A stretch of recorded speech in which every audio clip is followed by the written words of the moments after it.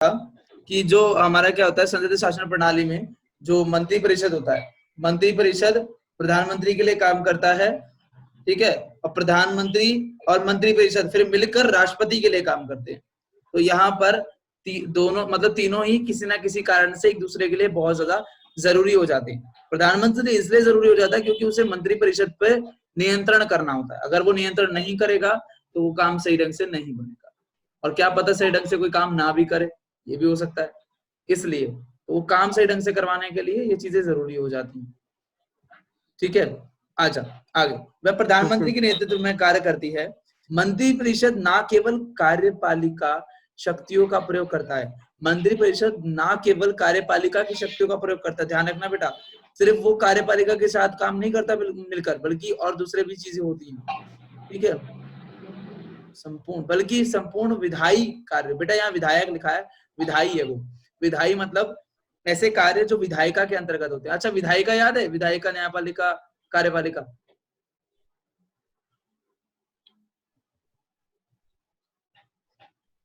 याद ही होगा। ठीक है, हाँ तो याद है। हाँ ठीक है। विधायिका कौन होता है? विधायिका संसद को कहते हैं। तो विधायी कार्य करने के लिए यहाँ पर शक्तिशाली कौन है ज्यादातर, यानी नियम कानून कौन बनाता है, संशोधन कौन करता है, बजट कौन लाता है? विधायिका। ठीक है, संसद का वो समूह जिसे हम लोकसभा कहते हैं, और लोकसभा में मंत्री परिषद जो सभी नेताओं का समूह होता है, सभी मंत्रियों का समूह होता है, वो क्या करते हैं? विधायी कार्य करते हैं, नियम कानून बनाना, संशोधन करना नियम कानूनों में, बजट तैयार करना, ये सारी चीजें।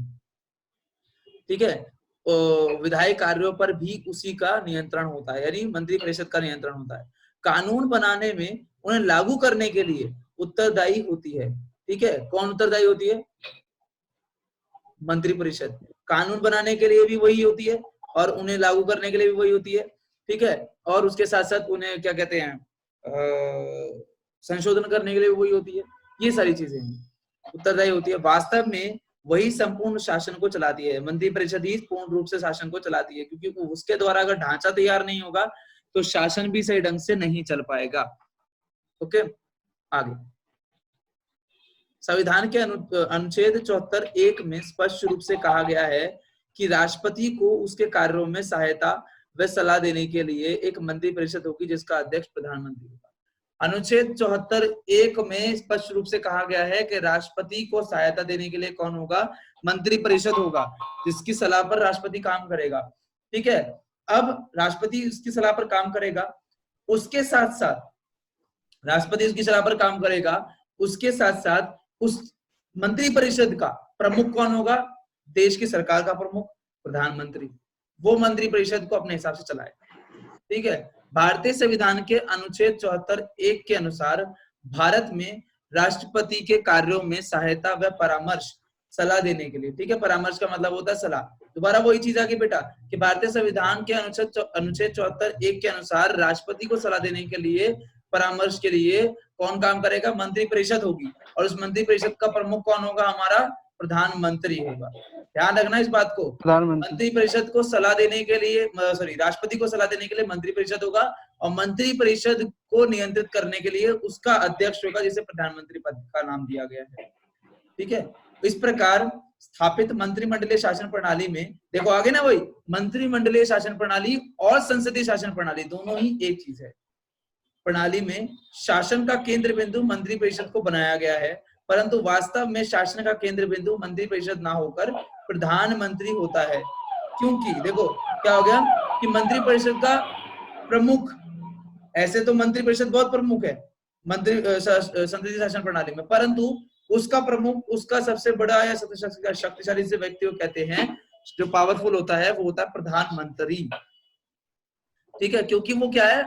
बिचौलिए की भूमिका निभाता है, वो मध्यस्थता की भूमिका निभाता है। देखो क्या लिखा है यहाँ पर, सलाह देने के लिए एक मंत्री परिषद होगा जिसका अध्यक्ष प्रधानमंत्री होगा।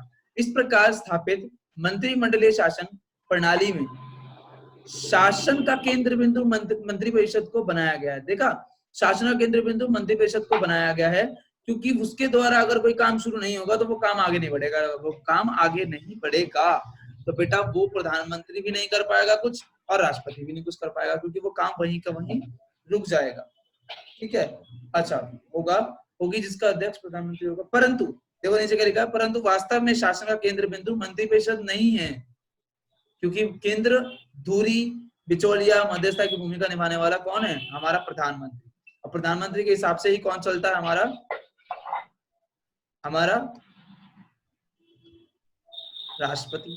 क्योंकि प्रधानमंत्री, नहीं वो तो ठीक है, लेकिन बेटा राष्ट्रपति जब तक मंत्रिपरिषद की बात, मतलब प्रधानमंत्री जब तक मंत्रिपरिषद की बातों को राष्ट्रपति तक नहीं पहुंचाएगा तब तक राष्ट्रपति भी कुछ नहीं कर पाएगा।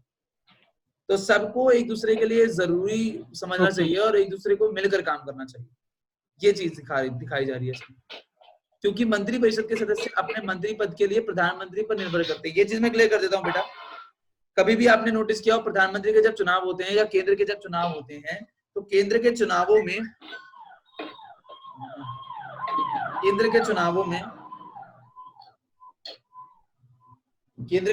क्या होता है कि जनता वोट डालती है, उसके बाद पार्टियां लड़ रही होती हैं, उन पार्टियों में कोई तो एक जीतता है। जो पार्टी चुनाव जीतती है उस पार्टी को यहाँ पर क्या मिलते हैं, वोट मिलते हैं, ठीक है, जीत गई, शासन में आ गई। अब प्रॉब्लम ये आती है कि उस पार्टी में से प्रधानमंत्री कौन बनेगा। तो भैया उसका चुनाव कैसे होता है, उसका चुनाव जनता की वोटिंग से नहीं होता। अब ऐसे होता है कि भाई जो मंत्री परिषद के नेता होते हैं, मंत्री होते हैं, उन सब की जिम्मेदारी, जनता ने तो पार्टी जिता दी, पार्टी को शासन में ला दिया, भैया ये रही पार्टी, लेकिन प्रधानमंत्री कौन बनेगा पार्टी में से, तो इस चीज को चुनने की जिम्मेदारी जो होती है वो उस पार्टी के मंत्री परिषद की होती है। वो मंत्री परिषद क्या करता है, वो मंत्री परिषद जनता को जनता के वोटों का प्रतिनिधित्व करता है कि भैया अच्छा प्रधानमंत्री कौन होगा। तो 4 लोग अगर चुनाव में खड़े हैं तो उन 4 लोगों में से किसी एक को ही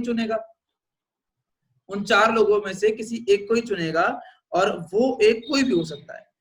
देखो ध्यान से, यह है प्रधानमंत्री या यह है एक व्यक्ति जो निर्भर है मंत्री परिषद पर, यह है मंत्री परिषद। यह प्रधानमंत्री पद के लिए व्यक्ति ये निर्भर है मंत्री परिषद पे कि मंत्री परिषद उनको वोट डाले और वो प्रधानमंत्री बन जाए। लेकिन जब ये व्यक्ति प्रधानमंत्री बन जाएगा तो पहले मंत्री परिषद पर निर्भर था हमारा प्रधानमंत्री, लेकिन जब ये प्रधानमंत्री बन जाएगा तो अब मंत्री परिषद निर्भर हो जाएगा प्रधानमंत्री। समझ आया ना, ठीक है। तो यहाँ पर क्या है कि अब मंत्री परिषद निर्भर हो गया प्रधानमंत्री पे। प्रधानमंत्री पता क्या करेगा, प्रधानमंत्री एक ना लिस्ट तैयार करके देगा उस व्यक्ति को जिसने प्रधानमंत्री को शपथ दिलाई। अच्छा, प्रधानमंत्री को शपथ कौन दिलाता है, राष्ट्रपति। ठीक है। तो प्रधानमंत्री को शपथ दिलाई राष्ट्रपति ने, तो ऐसे ही जो लिस्ट प्रधानमंत्री ने बनाई कि कौन किस पद पर बैठेगा मंत्री परिषद में, वित्त मंत्री, स्वास्थ्य मंत्री, शिक्षा मंत्री, विदेश मंत्री, जिस भी मंत्री पद पर बैठेगा, चाहे वो मंत्रिमंडल का सदस्य है या मंत्री परिषद का सदस्य है, वो सब के सब यहाँ पर क्या सबकी एक लिस्ट बनाकर तैयार की जाएगी और उस लिस्ट में उन सबके नाम होंगे जिन्हें वो पद प्रदान करने हैं। उस लिस्ट में सबके नाम होंगे जिन्हें वो पद प्रदान करने हैं। अब प्रधानमंत्री तो बन गया अपने पद पर, प्रधानमंत्री ने कहा पहुंचा दिया लिस्ट राष्ट्रपति के पास। राष्ट्रपति, जैसे राष्ट्रपति ने प्रधानमंत्री को शपथ दिलाई ऐसे ही राष्ट्रपति और मंत्रियों को भी शपथ दिला देगा, बात खत्म, और वो पद पर अपने अपने पद को ग्रहण कर लेंगे और अपने पद पे आ जाएंगे, ठीक है। परंतु वास्तव में देखो क्या लिखा, परंतु वास्तव में शासन का केंद्र बिंदु मंत्री परिषद ना होकर प्रधानमंत्री होता है, क्योंकि मंत्री परिषद के सदस्य अपने मंत्री पद के लिए प्रधानमंत्री पद पर निर्भर करते हैं। वर्तमान में प्रधानमंत्री एक ऐसी धुरी यानी केंद्र बन गया है जिसके चारों ओर संपूर्ण शासन है। सिंपल सी बात है बेटा, प्रधानमंत्री जो है राष्ट्रपति भी उसके इर्द गिर्द काम करता है, आसपास ही रहता है एक तरफ, और एक तरफ उसके मंत्री परिषद रहता है। तो हमेशा क्या है, वो शासन वाले लोगों से या शासन करने वाले प्रमुख व्यक्तियों से घिरा रहता है। आज हम यहीं तक करेंगे।